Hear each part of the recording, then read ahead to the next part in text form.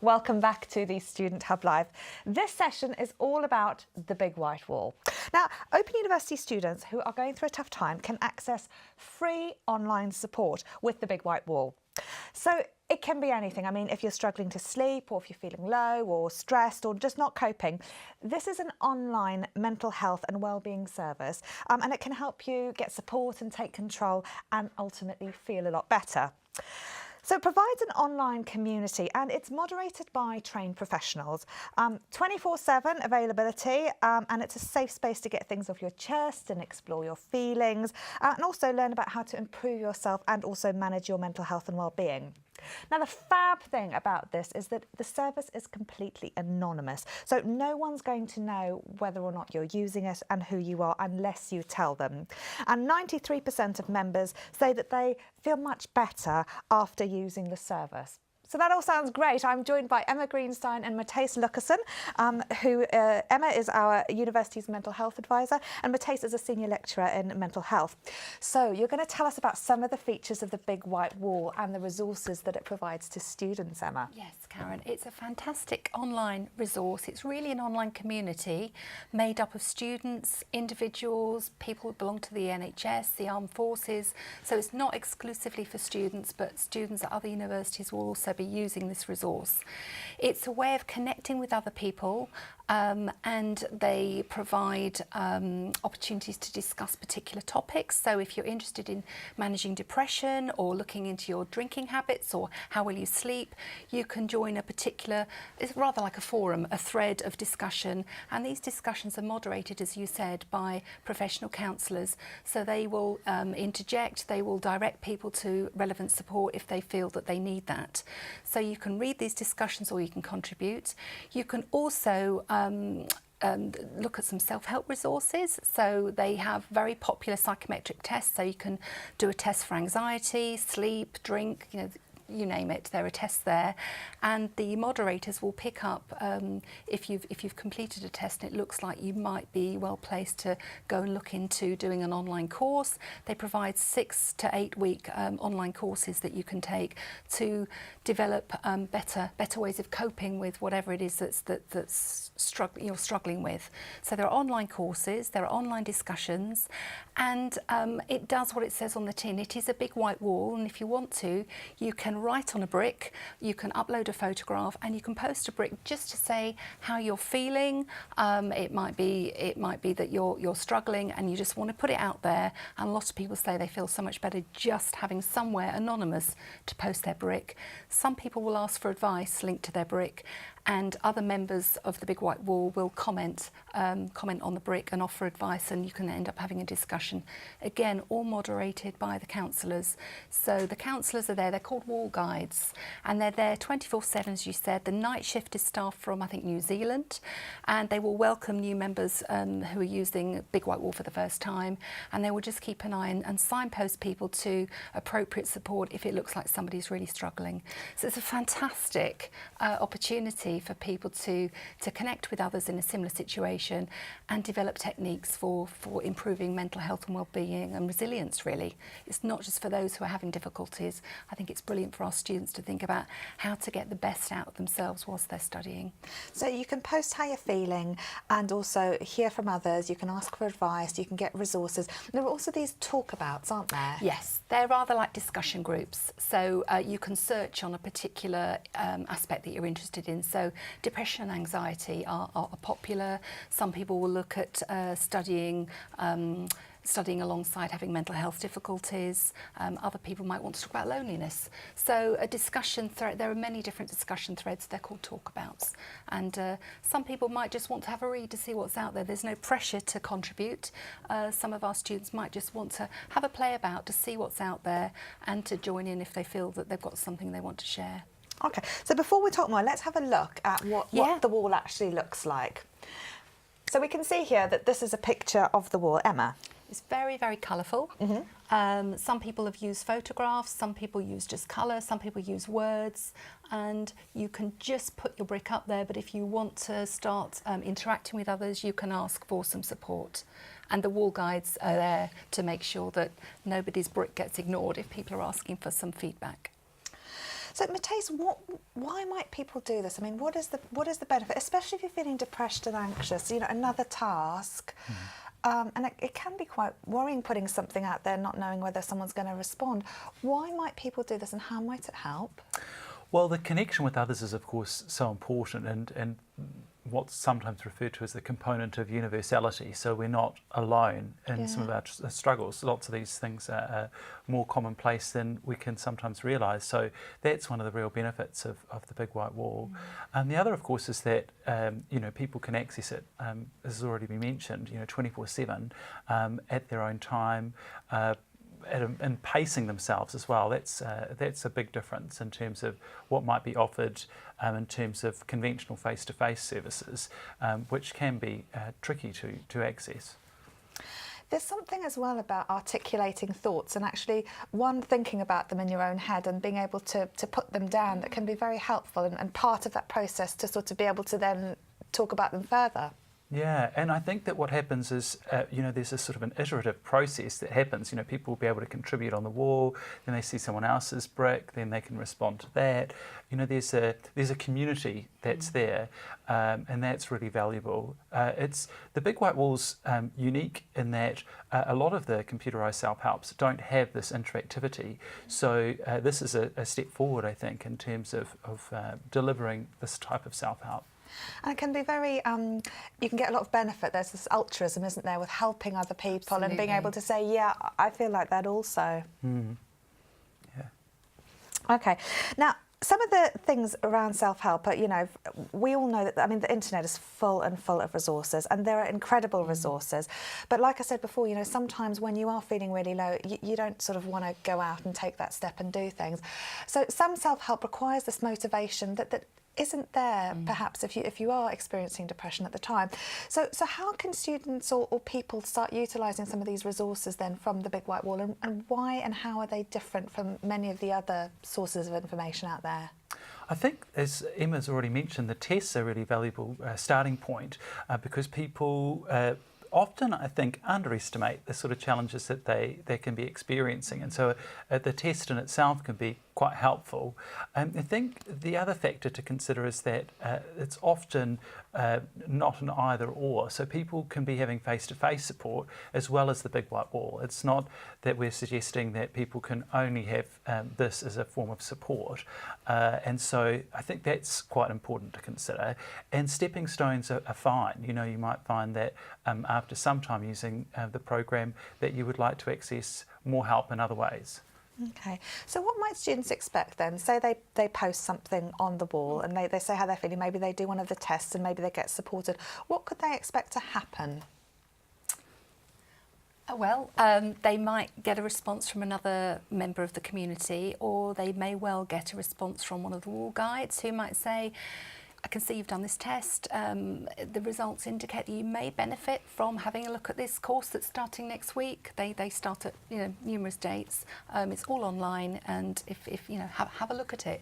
And the courses are very interactive and give people tools, I think, to try and manage their anxiety or their sleep difficulties or their excessive drinking or whatever it might be, and to see progress over time, so that each week there's a different activity to undertake and you can chart your progress. So I think they can expect a response from a wall guide at the very least, and they're highly likely to get some interaction with other users of the community, you know, of the service, and then to have a look at some resources and consider taking an online test. But in extreme situations, the wall guide might actually suggest that they might want to think about going to seek help through their GP as the first point of contact, if it looks like they might actually have some serious mental health difficulties that they need a bit more support with. I think, as Mathijs said, it's not either or, but if you are having counselling face-to-face, it's likely to be weekly. This is available 24/7, and it can be something to do in the meantime between sessions. And so many OU students experience depression and anxiety, either in a clinical sense or periodically following some sort of traumatic experience, maybe the death of a loved one or a pet, you know, and those can be sort of both long-term and short-term as well. Mathijs, you brought a video. Yeah, there's a video clip of a student talking about using the big white wall. We're going to show that shortly, but just to highlight that we appreciate that most OU students are not under sort of 21, the sort of conventional student at lots of other universities, but this is a student talking about their experience of using the big white wall, and it's really helpful to hear them explain how they've used it and the benefits it's provided. Let's take a look at that video now. I was put on medication for depression when I was 17, and then it really didn't start getting bad until I started university. And it was when I didn't get along with my flatmates that things really kicked off, and that's when I was introduced to Big White Wall.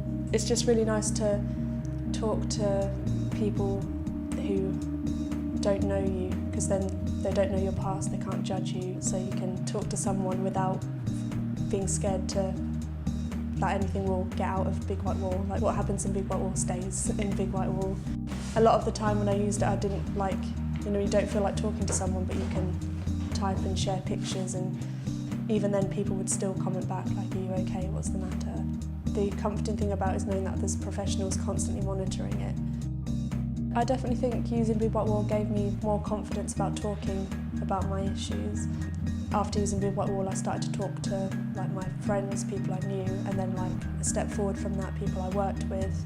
And I feel like I've met so many more people through Big White Wall giving me the confidence to talk to others. I came off antidepressants about maybe 6 months after using Big White Wall. The doctor wanted me to carry on, but I was like, no, honestly, I found something else. I don't think I'd be in the place that I am now, definitely. I think I'd probably still be relying on medication and still be very against going to counselling. And the worst thing for me is people trying to force me to do it. Whereas Big White Wall, they said, like, I'll give you a username and password, and obviously it's up to you when you want to start using it, if you want to at all. And obviously I chose to, and it's the best decision I've ever made, really.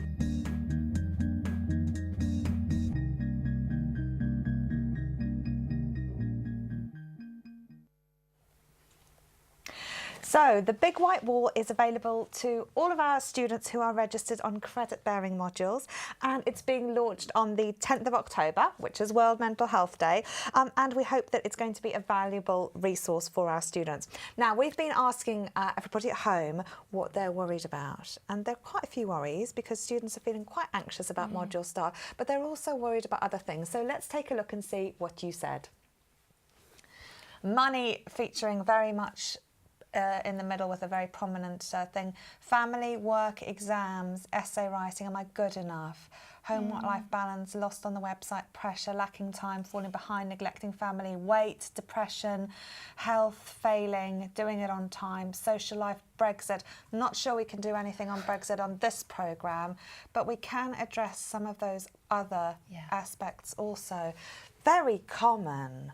Absolutely, I think that shows the breadth of concerns that some of our students will face at the Open University.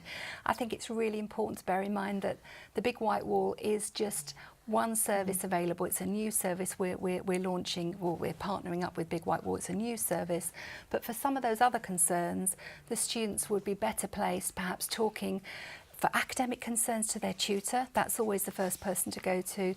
But we also have our dedicated student support teams. So if students there are worrying about falling behind, needing study tips, thinking about where to go next with their studies, how to juggle family pressures with getting assignments in on time, the student support teams will be the best place to go. I saw on that list there mention of depression, and I think it's really important to flag up at this stage that we really encourage students with pre-existing mental health conditions like depression and anxiety to tell us when they register, to tell us at the first opportunity, so that we can have a conversation with that student about what support they might need so that they can achieve their study goals, and we can be flexible so that the depression doesn't need to be a barrier.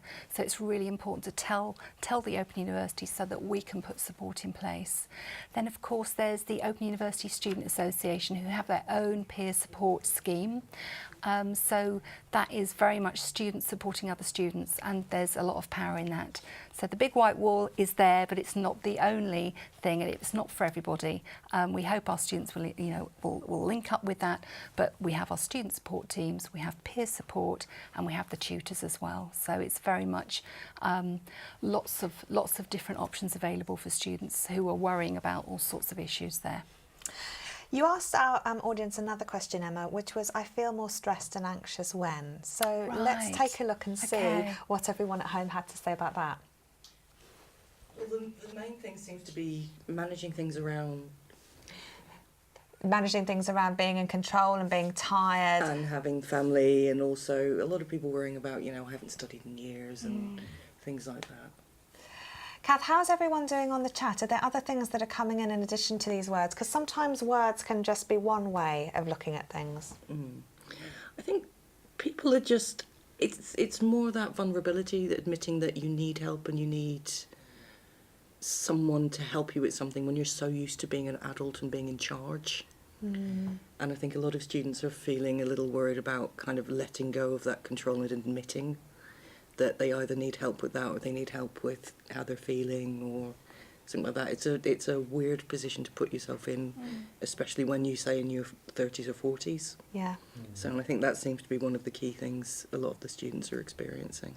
It's funny, I was talking to some people about the sort of label student and studying, and so many people saying, I'm too old to study, I don't see myself as a student. And with a student comes this connotation of learning, of making mistakes and of doing things, but often that doesn't seem to be the way that we adult, And it's a new identity for many people. It's a new identity, and for many a very positive identity, and it's a stepping stone back into work, or for people with mental health difficulties it can be an important part of the recovery process. But yeah, it's a new identity, and it takes a bit of getting used to, and it's just maybe one of the many identities that our students have. They're also parents and workers and members of the PTA, etc., etc. So it's juggling, but it can be a vulnerable identity to start with, as Kath was saying there. If people recognise that it's new, what does it mean, and I might need some help. So the message really is don't feel alone with this. It's you're starting out on your journey if you're new to the Open University, but there are lots of us there to support you along the way, and needing help is the norm. Yeah. Well, I often say to my students, they say, well, I don't know this. And I say, well, why should you know? Yes. You're doing something brand new. Exactly. You've never done it before. Why should you know something? Exactly. It's very acceptable to ask all these questions and find stuff out, isn't it? Yeah, and then in the context of stress and anxiety, it's useful in a way also that we use that to sort of fuel our drive to do our TMAs, to get things finished. I think it's when it becomes too much, when it's overwhelming and when it's negatively impacting on your life, that's when something like the big white wall can be really useful. Yeah. And I just thought too, it's helpful to highlight, because Kath was saying about people recognising when they do need help, and that's really common, that people will find it hard to know when it is that they should do something. The big white wall is available to everyone, so people might decide that they would like to develop more skills in terms of emotional regulation and making sense of their own health and well-being, and so as a resource it's useful for them as well. Yeah, I think we could all do with some help doing that, and sometimes it's nice to be able to take some space and go, I'm going to have a look at this and see what small changes I can make that could have a positive impact on my stress levels, because everybody feels slightly stressed with a TMA, and as you say, it's when it's overwhelming that it becomes problematic. So Mathijs, how do students then access the big white wall? There's going to be links on the Student Hub Live here, so people can access it that way. Then it's also going to be promoted for World Mental Health Day more fully, so people can access it online, and there's going to be a bit more advertising about it as well. Brilliant. And if you're watching live, Kath has put a link in the chat for you, so you can log on and register there also as well. Anything else that we need to mention to our students today? Oh gosh, where to start? Just enjoy it. Yeah. Enjoy it. The support is there if you need it, but just enjoy it. Studying is really a fantastic way of connecting with other people, learning something new, and developing as a person. That's got to be good for your mental well-being. I think just to say, enjoy the experience as much as you possibly can, and maybe also appreciate that learning can be a bit chaotic, and it can be about bringing order to the chaos, and that is part of the journey, I think. Brilliant. Did any of you have anything for our hierarchy of needs, speaking about order to the chaos? No, you have. Well, I'm not allowed to name this particular beverage because of sort of for commercial reasons. But this is a beverage that I find it has caffeine in it, and as such is quite useful for my hierarchy of needs. But I don't think it's sort of. I'm going to put it towards the bottom because the glass is quite tall, and therefore that's that's not what's really going how down. a hierarchy works, but it's a very practical solution. And I must say, I'm disappointed that you're not letting us put your shoes on the hierarchy of needs, but I do understand your need to wear them throughout the day. They are fabulous. What have you got, Emma? Well, I never leave home without post-it notes. Post-it notes in all different colours. You cannot get your degree or your qualification, I don't think, very easily without having a healthy supply of post-it notes. Keep them by the bed, keep them in your bag, capture your ideas as they come to you and stick them all over your fridge, wherever. So, post-it notes. Thank you. Wonderful. Emma and Mathijs, thank you so Pleasure. much. That's been really, really interesting. Before we go, let's just check in and see how everyone is at home. Kath and Andrew.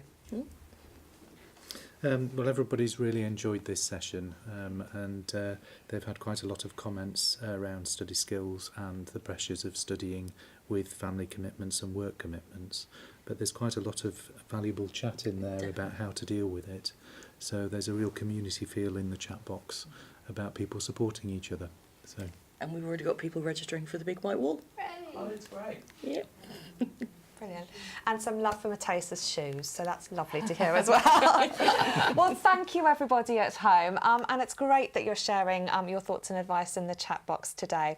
We're going to play a replay now from last week's Student Hub Live because we have these regularly. So if you want to find out when we've got events on, the best thing to do is subscribe to our Student Hub Live YouTube channel. You can just type that into Google and you'll find it.